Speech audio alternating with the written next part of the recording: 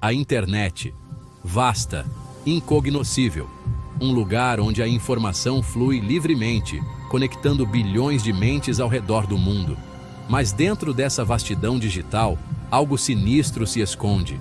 Sussurros de histórias arrepiantes, creepypastas e lendas urbanas se espalham como fogo em palha. Essas histórias, nascidas da imaginação coletiva, são mais assustadoras do que qualquer coisa que Hollywood poderia criar. Elas são coisas de pesadelos, sussurradas em tons baixos, passadas de uma tela para outra. Ao contrário dos filmes de terror, as histórias assustadoras da internet prosperam em sua natureza participativa. Os leitores são participantes ativos na construção e disseminação da narrativa. Comentários e comunidades online tornam-se campos férteis para a especulação e compartilhamento de experiências pessoais. A vastidão e anonimato da internet se prestam à propagação dessas histórias. As histórias se espalham rapidamente, cada um adicionando seu toque à narrativa. Uma das figuras mais icônicas a emergir do éter digital é o Slender Man. Essa entidade alta e sem rosto, vestida com um terno preto, tem assombrado os pesadelos dos usuários da internet desde 2009. Criado como parte de um concurso de Photoshop, o Slender Man rapidamente se tornou uma sensação viral.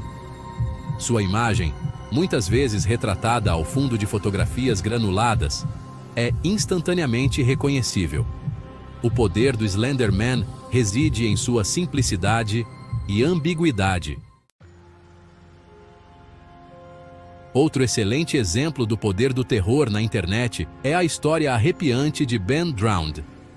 Essa creepypasta, contada por meio de uma série de postagens em fóruns e imagens de jogos manipuladas, narra a história de um cartucho de Majora's Mask assombrado. O cartucho, supostamente pertencente a um jovem que se afogou, é considerado amaldiçoado, contendo o espírito vingativo de seu antigo dono. O que torna Ben Drowned tão eficaz é o uso de imagens familiares e nostalgia da infância para criar uma sensação de mal-estar. The Legend of Zelda. Majora's Mask, com seus temas já sombrios e atmosfera inquietante, fornece um cenário perfeito para essa história assustadora. A história se desenrola lentamente, atraindo o leitor a cada postagem enigmática no fórum e a cada captura de tela distorcida. Quando o horror total da presença de Ben é revelado, o leitor já está profundamente envolvido na narrativa, com sua imaginação trabalhando horas extras para preencher as lacunas. Seção 5. Embaçando a realidade e a ficção. Um dos aspectos mais perturbadores das histórias assustadoras da internet é sua capacidade de confundir a linha entre ficção e realidade. Isso geralmente é alcançado por meio do uso de filmagens encontradas, artigos de notícias falsas e imagens adulteradas, que dão um ar de autenticidade até mesmo às alegações mais absurdas. Os criadores dessas histórias são mestres da manipulação, tecendo habilmente fatos e ficção para criar narrativas que parecem plausíveis e totalmente aterrorizantes. Eles entendem o poder da sugestão, de plantar sementes da dúvida nas mentes de seu público. Essa confusão entre realidade e ficção é ainda mais amplificada pela natureza participativa da cultura da internet. À medida que as histórias são compartilhadas e discutidas online, elas são frequentemente tomadas como verdadeiras, com indivíduos contribuindo com suas próprias evidências ou experiências pessoais, confundindo ainda mais as águas entre o que é real e o que é imaginado. Seção 6. Contação de histórias, coletiva e lendas urbanas.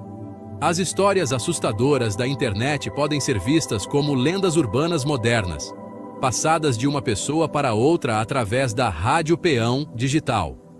Assim como suas contrapartes analógicas, essas histórias geralmente refletem ansiedades e medos contemporâneos, servindo como contos de advertência ou expressões de inquietação social. No entanto, ao contrário das lendas urbanas tradicionais, que tendem a ser relativamente estáticas, as histórias assustadoras da internet estão em constante evolução. Elas são fluidas e adaptáveis, moldadas pela imaginação coletiva das comunidades online.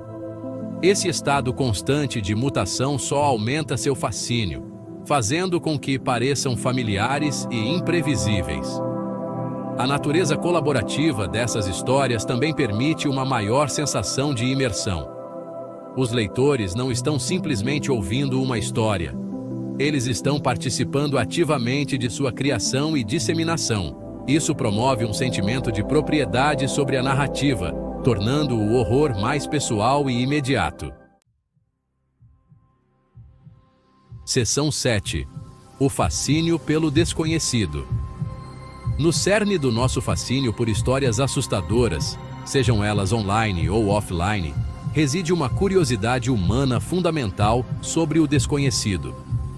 Somos atraídos pelo misterioso, pelo inexplicável, pelas coisas que acontecem durante a noite.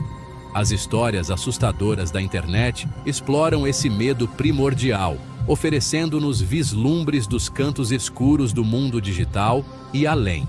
Elas fornecem um espaço seguro para explorarmos nossos medos e ansiedades, para confrontarmos as coisas que mais nos assustam no conforto de nossas telas. Essas histórias nos lembram que, apesar de nossos avanços tecnológicos, ainda somos vulneráveis às forças do desconhecido. Elas nos forçam a confrontar a possibilidade de que existam coisas lá fora, espreitando nas sombras do ciberespaço e além, que não podemos entender ou controlar. Seção 8. A psicologia do medo e do horror.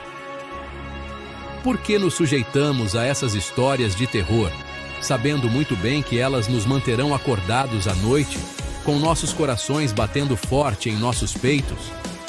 A resposta está na psicologia complexa do medo e do horror. Quando sentimos medo, nossos corpos entram em modo de lutar ou fugir, liberando adrenalina e outros hormônios que nos preparam para enfrentar o perigo ou fugir para um lugar seguro. Essa resposta fisiológica, embora desagradável em situações perigosas da vida real, pode ser estranhamente prazerosa quando experimentada em um ambiente controlado, como ao ler uma história de terror ou assistir a um filme de terror. Além disso, as histórias de terror nos permitem confrontar nossos medos e ansiedades mais profundos em um ambiente seguro e controlado. Ao vivenciar o medo indiretamente por meio dessas narrativas, podemos processar nossas próprias emoções e desenvolver mecanismos de enfrentamento para lidar com os estressores da vida real. Seção 9. Escapismo e emoções fortes.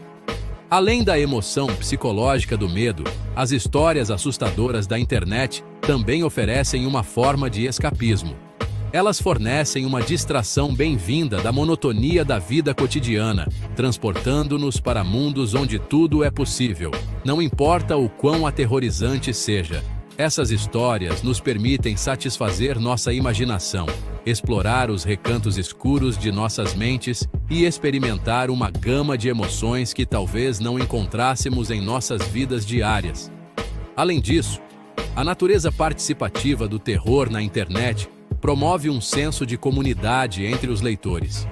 Fóruns online e quadros de discussão tornam-se fogueiras virtuais, onde os indivíduos podem se reunir para compartilhar suas histórias favoritas, analisar a creepypasta mais recente ou simplesmente se deleitar com seu amor compartilhado por todas as coisas aterrorizantes.